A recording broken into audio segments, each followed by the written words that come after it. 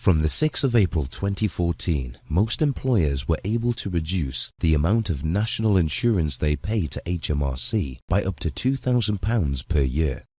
If you aren't sure if you're eligible, please speak to Hmrc to confirm. Claiming the National Insurance Employment Allowance in Stage 1 is simple and is done through the EPS submission. To get the claim for your allowance set up, you will only need to send this once. Firstly, you need to fully complete all your pay runs for your first P32 period. This could be monthly or quarterly. Your full payment submissions or FPSs for tax month 1 all need to be successfully received by Hmrc. To make sure you claim the National Insurance Employment Allowance, you need to click on the Summary tab. Then click on Record Payment/EPS. This will then start the EPS wizard. If you're eligible for the NI Employment Allowance, select Yes from the drop-down menu.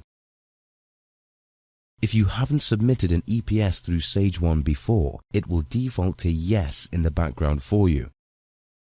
So if you aren't eligible for NI Employment Allowance, you need to select No. You can also select if you're claiming Small Employers Relief. This is not the same as National Insurance Employment Allowance. If you're not sure if you're eligible for this type of relief, you can contact Hmrc for guidance.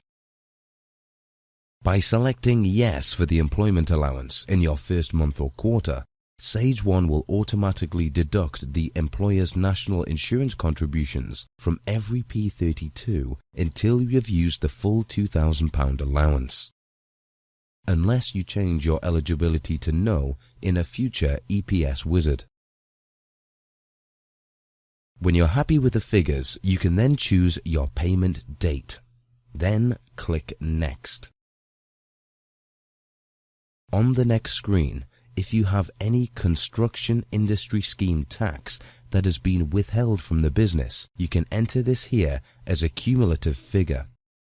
If you are not part of the construction industry scheme, you need to leave this box as 0.